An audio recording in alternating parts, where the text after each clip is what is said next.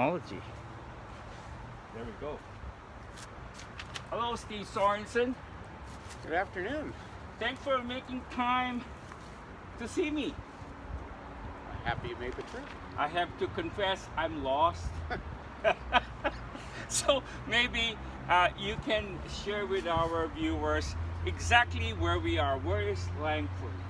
Well, yeah, we're in beautiful downtown Langford, actually the moment on Langford Lake. Langford is a very fast-growing community in what they call the West Shore, which is about 20 minutes from Victoria. And then I live in Sooke, which is about another 20 minutes from here, further west. Right. And you were saying earlier, I mean, we can't show it to our viewers, but just right behind us happens to be a lake. Yes. And your wife swims in from one end to the other. Yes, she does Ironman competition sometimes, so this is one of her training areas. You know, I have the sneaking suspicion she'll be watching this film. I think so. What's her name? Laura. Laura! The guy says you can swim this from one end to the other, and he says he'd be lucky if he can make it to the middle of where we're seated. Yeah. So, hello to you. Hello, Laura. So, 20 minutes away is Yep. Sooke, but that's your home base. That's where I live, yeah. That's where you live. So, a couple years ago, I got this list, and I said to myself, it'd be interesting to meet my other 24 new friends as soon as, you know, I can get out. Yeah. And here we are. So you are my third new friend. So hello, new friend. Hello. So tell us, you were recognized by the BC Community Foundation for having achieved what? Well, I think it was the mayor of Sooke that put me up for the award. My wife had something to do with it. She also works for the district of Sooke. Okay. She's in charge of parks, environment, and facilities. But the recognition, I think, was the building and or mending of fences between our neighboring communities. As all our communities are growing, we realize that, especially as a bedroom community, Sooke is to Victoria, there's not a lot of people around in the daytime. And if you're relying on it as a volunteer fire department, if nobody's there, it can be tough when the emergencies happen. So we were relying more and more on our neighboring fire departments to assist us, and then we were vice versa doing the same for them. So the goal was to strengthen those relationships through better aid agreements, better training, mutual training, so that we're all on the same page doing the same thing. And kind of, it was like one big fire department, but we all had our own identities, and I think that was the important part too. Relying on volunteers, what an interesting idea. Yes. And keeping their identities, but at the end of the day, as first responders, you're supposed to execute in a particular way, in a consistent way, in a Yes. correct way. So how does that work? I mean, how do you forge these very collaborative relationships?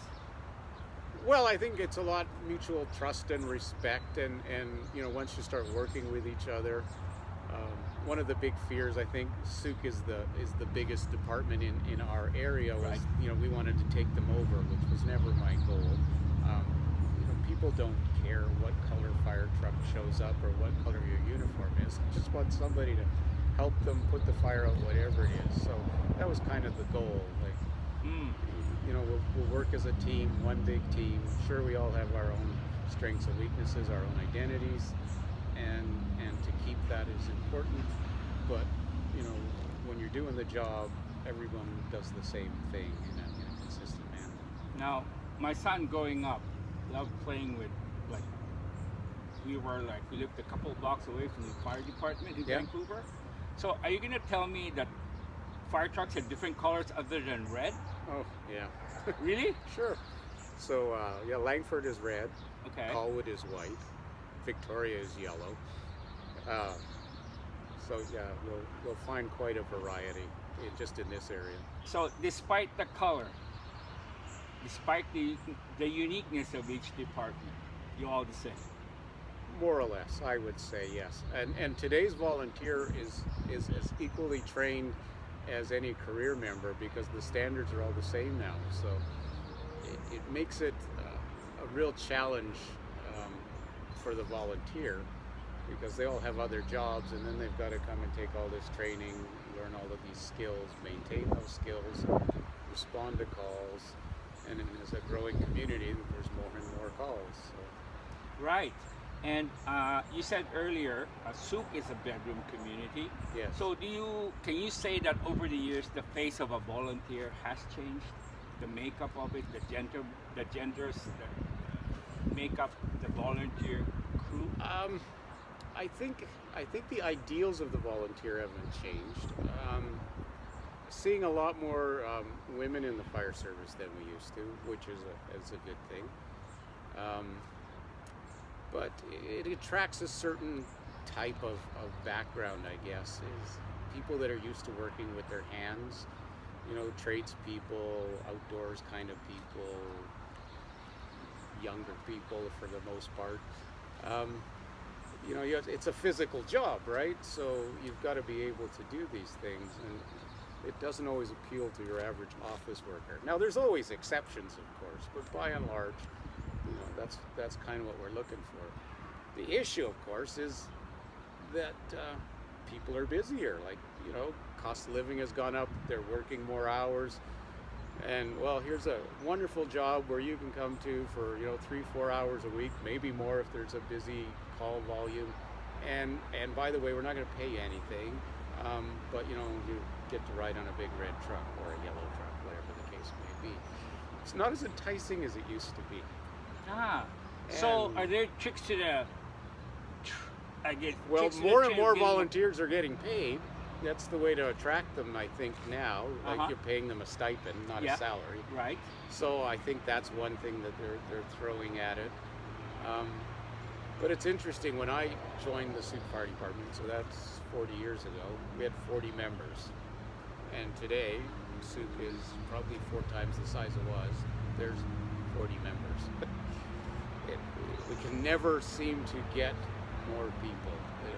We're lucky to maintain that amount. And of that 40, 8 of them are paid now full time. Wow. So, Wow. And that's not unique to Sooke. And the environment over the last 3 decades, has changed. Oh, absolutely. It's been more demanding, and yet you work with a complement of 40. Yeah. So how do you do that? And that's 40 on weekends and nights, and not even so much anymore because a lot of people work weekends now, right? It used to be, the good old days, if you want to call it that. Yeah. It was a Monday to Friday job. Mom stayed home, looked after the kids, and Dad went to work and came to the fire department in the evening. It doesn't work that way anymore. Society's changed dramatically. And so have you. Yes. So have you. We had to evolve. No, but I look at just on the way to the park, you talked about the things that you did or what Laura did to get you sort of busy. So, fire department chief. Yeah. Okay, people. Mortician. No, it wasn't a mortician. It What was is a it? coroner. Coroner. Yeah. Okay, mortician's more. Mortician's the one that prepares the body for service. I'm the one that went to the scene and tried to figure out how they died before the mortician got them. Okay. And hanging doors? Well, yeah, so I did a 4-year stint as a coroner, and now I'm back at construction again. And that's where I found you, on top of the hill by Timmy's. Yep. You got 2 schools. You're going to try and, with your people, try and finish by September? By September, that's the goal. Okay. All right. So busy hands. Always. Okay. So now I got to ask you this. Yes. Has life changed ever since you got the recognition for the work that you do of connecting all the volunteers around your communities? Well, my life has changed. Yeah, definitely. How's that? I've taken on all these new projects. Of course, I said I retired from the fire service, so that was quite a change. Mm-hmm. And people say, well, do you miss it? Well, I miss parts of it. I really miss the people, and it's a good group of people. In any fire department, you're going to find there, people that really care, right? So it's a good group of people. But I've kind of kept my finger in the pie. Sooke had an antique fire truck, and they kind of ran out of space for it. So I am now the caretaker of the antique fire truck and kind of the historian of the department, I guess. So all of the old stuff they don't know what to do with, they keep shipping it over to me.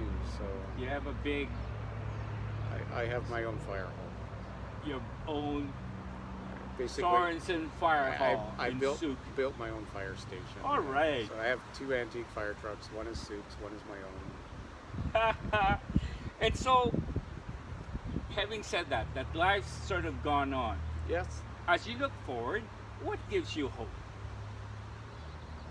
Well, I like to see. I see in the fire department, at least in the Sooke Fire Department, one of the interesting things you are asking about. You know, where do you get the volunteers?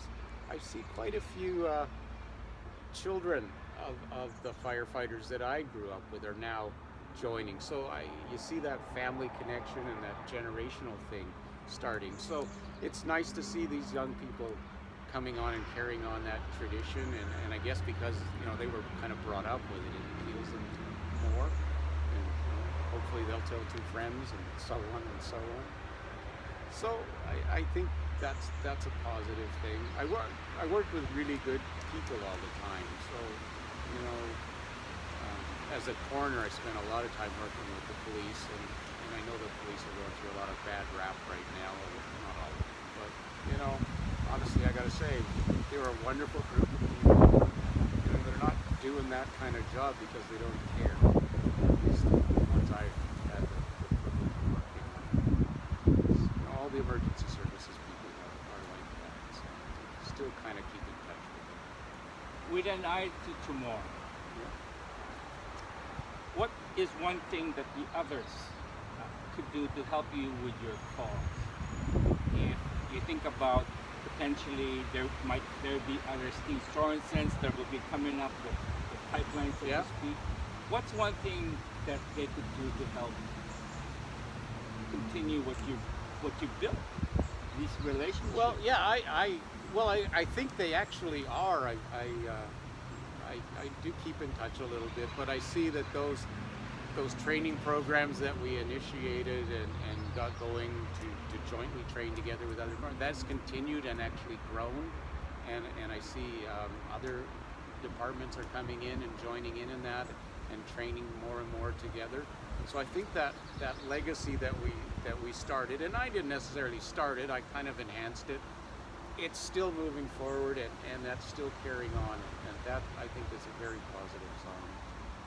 Enhancing and other communities. Yeah. So it almost feels like there's no limit to how many of these communities can look at what you've done as Yeah. a group, and Certainly. perhaps watching what you've done, and when I say you, as in everybody, Yeah. to inspire them to emulate what you've done. Yeah. Yeah? Yes. So yeah, we've in the past we hosted regional training workshops and programs. Of course, COVID kind of kicked Yeah. that aside for a little while, but I see that they're starting to bring some of that stuff back again. So that's a real positive right there. Good. And so, final question. Yes. Steve. Who else inspires you? Well, that's a really good question. There's a few, I suppose.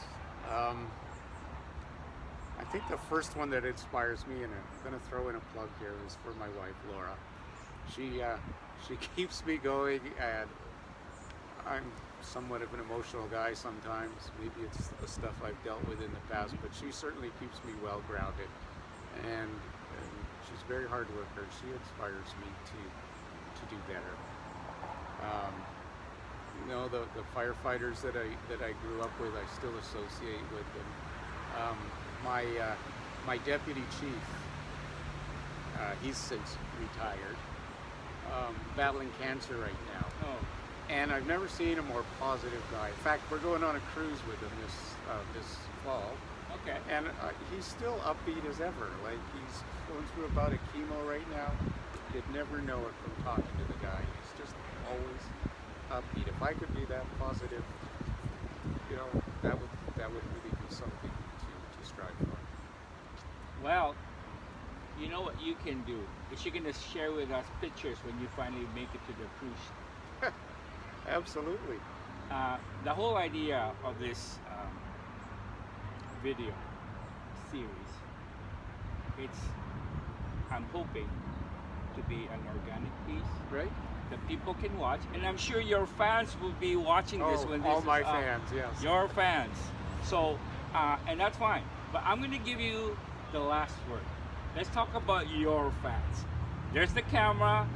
You get to say what you want to say, because when they watch this, you go touch their hearts because you're an emotional man. I am an emotional. Okay.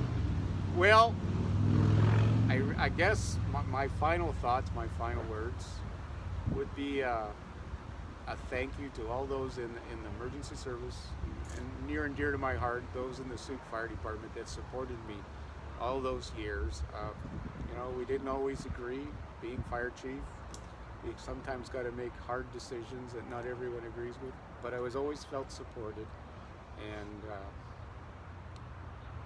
it was very nice feeling. It was a very wonderful organization to be part of, and really I just couldn't say enough good things about it. Well, thank you for your time. Yes. Thank you for coming time. over. I feel that now I have a new friend. I'm going to look forward to you maybe taking pictures of the Sorensen Sooke Fire Hall. Well, once I get the brake fixed, that I could drive the truck again.